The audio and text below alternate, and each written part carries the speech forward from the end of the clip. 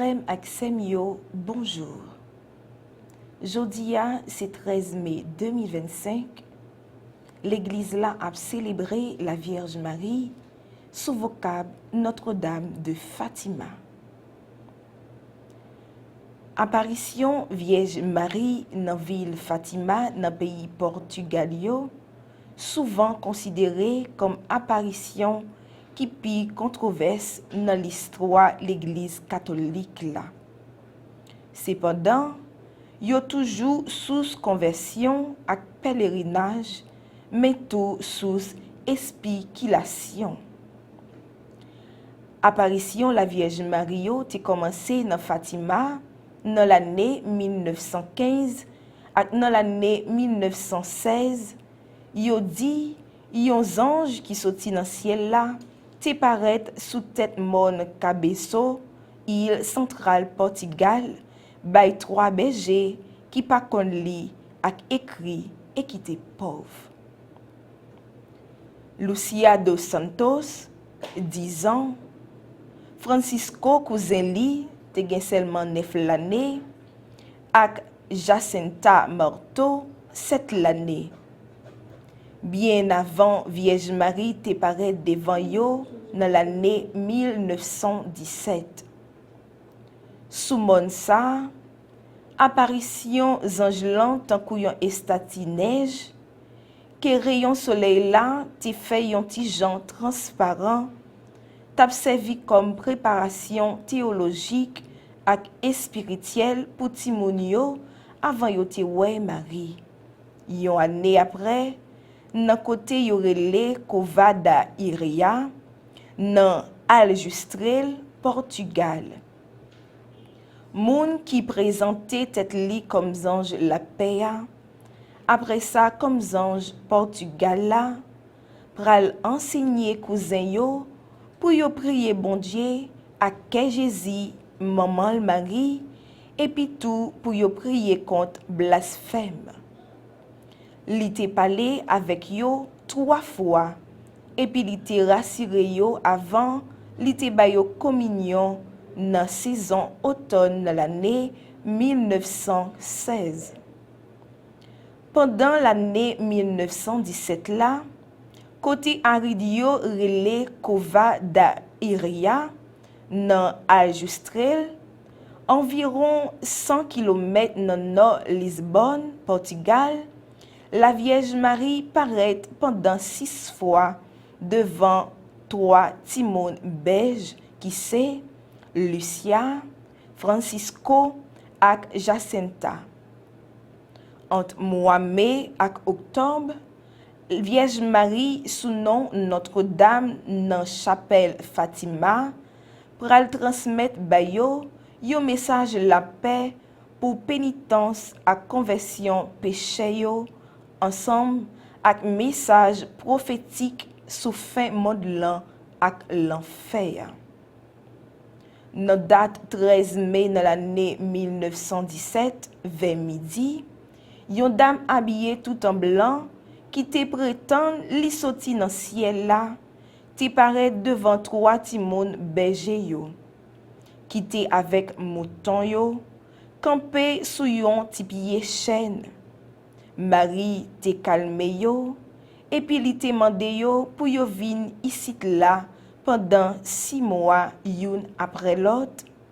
Dans 13e l'an, nan même les ça, Jean-Lucia te rapporté pita.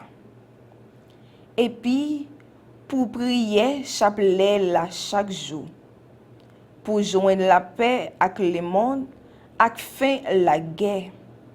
La Vierge là te annoncé yo tout que yo pral gen en pile souffrance pour conversion péché yo. C'est seulement Lucia qui pral parler avec Vierge Maria. Jacinta pral wè et puis tande parole yo. Mais Francisco pral wè sans pas tande rien. Notre date 13 juin dans l'année 1917, pour une deuxième fois, apparition la Vierge Marie devant berger yo, yon full moon environ 50 moun te rassemblé dans Kova da Iria.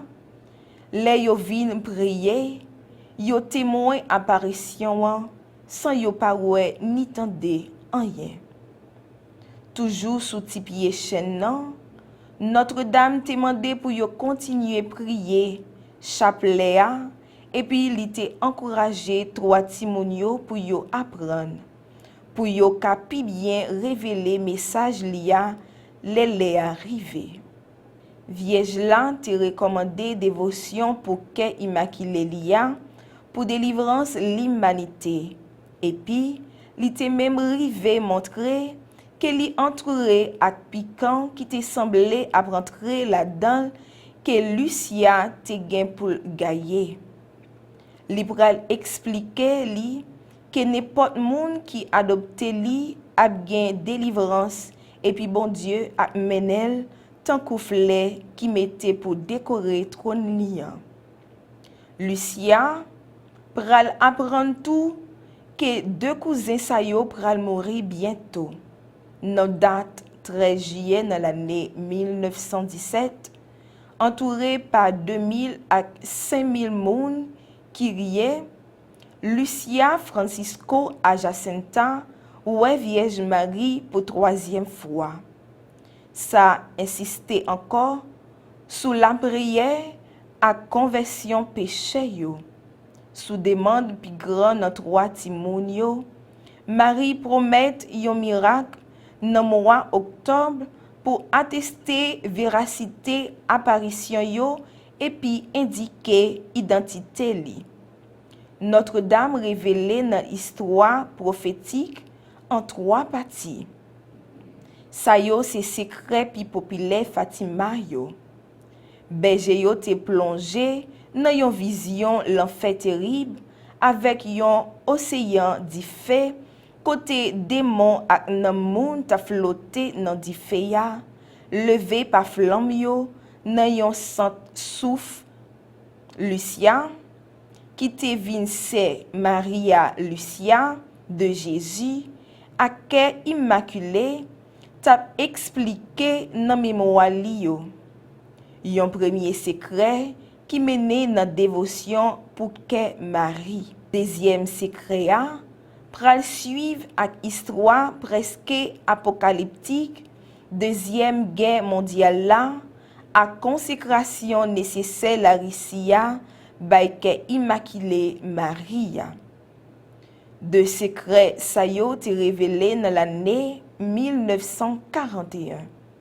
Troisième ak dernier secret t'est révélé oralement par la Vierge avant cardinal Ratzinger, qui pita te vin Benoît XVI, te fait public dans l'année 2000.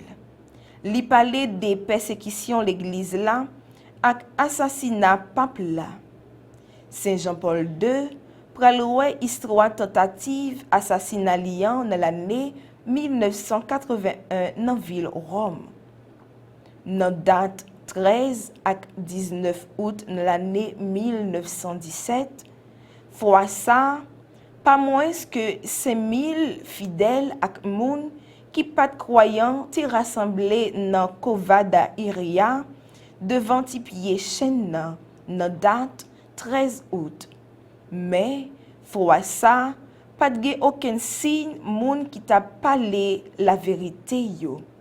Yo te arrêté yo même jour et puis yo te mené yo au Rem, yon gros ville tout près pour yo te interroger yo. Après ça, autorité locale yo qui te très anti-clérical te mette yo dans prison parce que yo te dérangé l'ordre public. Cependant, il y a quelques croyants qui pourraient attester phénomène météorologique qui pas gain explication. C'est finalement dans Valenox, dans date 19 août là, Vierge Saint te paraît. Li te promet encore un gros miracle dans mois octobre là, pendant la continuer insister avec tristesse sous la prière chapelet pour la paix, pénitence, dévotion pour qu'elle ak conversion péché yo. Priez en pile. Et puis fait sacrifice pour péché yo. Parce que en pile nam aller dans l'enfer parce que yo pas gen personne pour sacrifier tête yo et puis prier pour yo. Notre date 13 septembre dans l'année 1917, devant environ 20 000 moun qui à genoux, dame nan mandé encore pour dire chapelet à bay Notre-Dame du Rosaire chaque jour pour fin la guerre. Li promet yon troisième fois yon gros miracle. Nan mois après nan compagnie Jésus ak Saint-Joseph avec ti Jésia qui pral béni foule la. Nan date 13 octobre dans l'année 1917, c'est jour gros miracle là.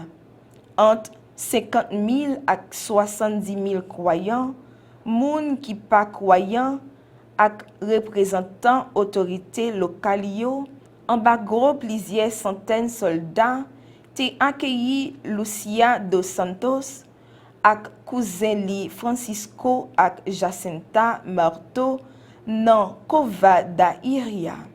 Depuis le commencement apparition, Marie révélait identité li et puis li dit c'est Notre-Dame du Rosaire de Fatima.